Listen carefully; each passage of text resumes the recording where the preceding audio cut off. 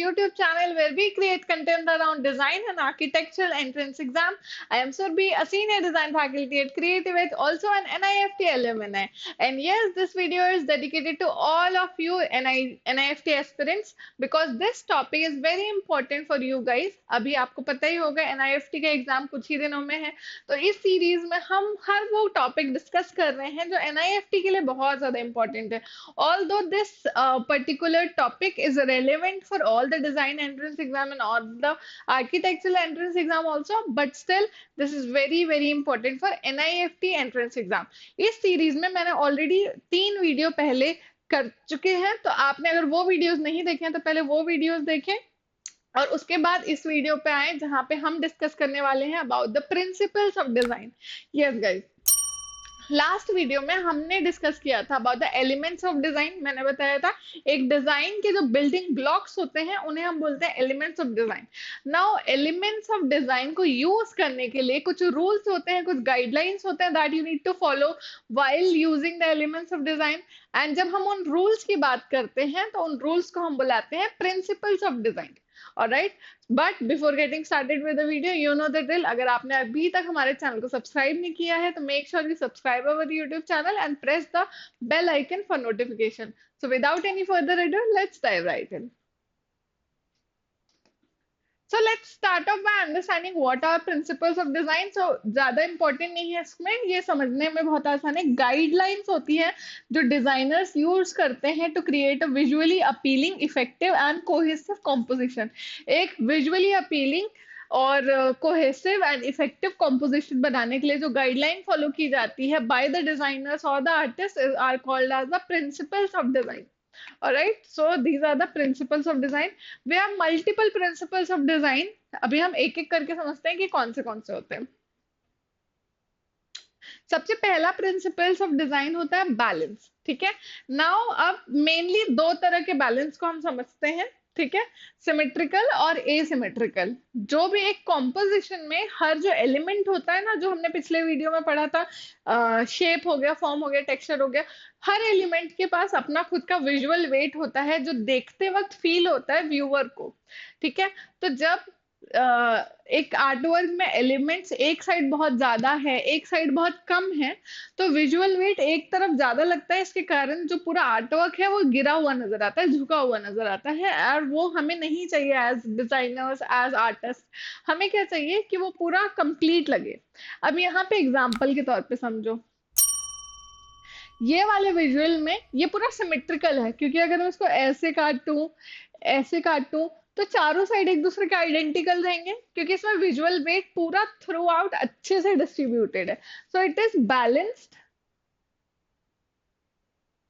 But symmetrically. अभी ये balance है कि नहीं? आप में से कई लोगों को लग रहा होगा this is not balanced, but this is balance. Let me prove you how. So ये जो है बैलेंस कैसे है, अब मैं इसको कैसे भी काटूं ये इक्वल नहीं है, सारे ही अलग अलग हैं. ठीक है, ऑलमोस्ट सारे अलग अलग हैं, तो ये बैलेंस कैसे हुआ? Now see it like diagonally balanced. यहाँ का सॉरी डायगोनली बैलेंस देखो, यहाँ का एक बड़ा एलिमेंट इज बैलेंसिंग द 3 छोटे छोटे elements. It's like 1 kilo 1 kilo 1 kilo is equal to 3 kilo, 3 kg. ठीक है, तो ऑल्दो इसको काटने से कोई भी साइड इक्वल नहीं होंगे, but it is still forming a balance. That is why it is known as asymmetrical balance, जो हमने यहाँ बताया. इसमें विजुअल वेट बराबर डिस्ट्रीब्यूटेड होता है, इसमें अनइक्वली वेट डिस्ट्रीब्यूटेड होता है. Symmetrical, asymmetrical balance. So that is balance. Next one is the contrast, जहाँ पे सारे एलिमेंट जो हैं वो कुछ अलग रहते हैं और एक एलिमेंट कुछ अलग रहता है, उसको हम बोलते हैं कॉन्ट्रास्ट. कॉन्ट्रास्ट कलर से भी हो सकता है, साइज से भी हो सकता है, टेक्सचर से भी हो सकता है. ठीक है, बहुत अलग अलग चीज, जैसे लाइट और डार्क का कॉन्ट्रास्ट हो सकता है, लार्ज और स्मॉल का कॉन्ट्रास्ट हो सकता है, टॉल और शॉर्ट का कॉन्ट्रास्ट हो सकता है. ठीक है, तो अलग अलग तरीके हैं कॉन्ट्रास्ट करने के. अब कॉन्ट्रास्ट से क्या होता है? कॉन्ट्रास्ट से चीजें हाईलाइट होती है. फॉर एग्जाम्पल हियर ठीक है, सारे छाते एक जैसे लग रहे हैं, पर ये छाता हाईलाइट हो रहा है, ऐसा लग रहा है कुछ खास है. So that is the main purpose of contrast. Okay. And the other principle of design which goes hand in hand with contrast is the emphasis. अगर contrast है तो emphasis अपने आप हो जाता है. Emphasis मतलब सारे एलिमेंट से एक एलिमेंट को हम अलग कर देते हैं ना, तो emphasis लगता है. ये विजुअल में अगर मैं आपसे पूछूं कि गाइस इस विजुअल में प्रोटैगनिस्ट कौन है, इस विजुअल का, who is the main character, everybody would know that this white guy over here is the protagonist of the visual. But how, हमको कैसे पता? क्योंकि वहां पे कलर कॉन्ट्रास्ट किया है, हो रहा है. ठीक है, बाकियों से वो ज्यादा हाईलाइट हो रहा है, बाकियों से वो अलग दिख रहा है, and that is how we have done this contrast with his colour. ठीक है, जिसके अंदर वो एम्फेसाइज हो रहा है, हाईलाइट हो रहा है, और वो हमारा पर्पस था main. Then the next one is movement.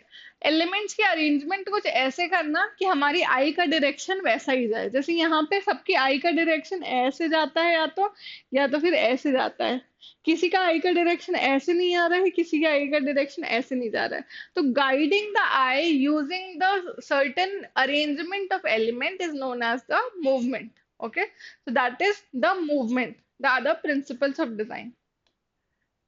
Then rhythm is basically हम जब स्पेसिंग दे के पैटर्न को रिपीट करते जाते हैं. It's repetition. यहाँ पे रिपीटेशन हो रहा है इन रेगुलर इंटरवल्स. इंटरवल जो है वो इक्वल है, मतलब इनमें जो पेंसिल्स आगे होते जा रही है ना, वो फिक्स्ड डिस्टेंस में आगे होते जा रही है. तो उस रिपीटेशन को हम बोलते हैं rhythm. Okay, so that is rhythm. The next one is unity. Unity मतलब एक एलिमेंट, एक आर्टवर्क में जब सारे एलिमेंट एक दूसरे से रिलेटेड होते हैं, एक ही डिजाइन फैमिली से बिलोंग करते हैं. जैसे कि ये everything is related with the school. Okay, सब चीज स्कूल से रिलेटेड है. Even the colour scheme and everything, somewhere it is giving the vibrations of fun, excitement, school की वाइब देता है. तो ये एक कोहेसिव आर्टवर्क है, बहुत कोहेसिव विजुअल है जो यूनिटी शो कर रहा है. Okay. Then we have proportion, जहां पे हम साइज रिलेटिविटी की बात कर रहे हैं. हम एक एलिमेंट से दूसरे एलिमेंट में जब साइज रिलेटिविटी शो करते हैं, that is proportion. Okay, so that is proportion. And the last one is variety. अभी अभी हमने बात करी थी यूनिटी की, जहां पे एक विजुअल के सारे एलिमेंट्स यूनाइटेड होते हैं, एक डिजाइन फैमिली से बिलोंग करते हैं. अभी हम बात कर रहे हैं प्रिंसिपल ऑफ वेराइटी की, जहां पे सारे एलिमेंट एक दूसरे से अलग अलग हैं, बिल्कुल ज्यादा. जैसे यहाँ पे हर एलिमेंट एक दूसरे से अलग अलग है, कोई स्टोरी नहीं फॉर्म हो रही है, बहुत ज्यादा देख के समझना पड़ेगा कि what is this visual trying to communicate. That is called principle of variety. Yes, guys, so that is all about today's video. I hope this series, you found this series helpful and informative. अगर आपको ये helpful लगी तो make sure कि आप इस video को like करें. अगर कोई भी doubt हो तो feel free to comment it down below. I'll make sure I'll reply each and every one of you. I'll see you guys in another video. Until we meet next time, stay creative and keep chasing your dreams. Bye.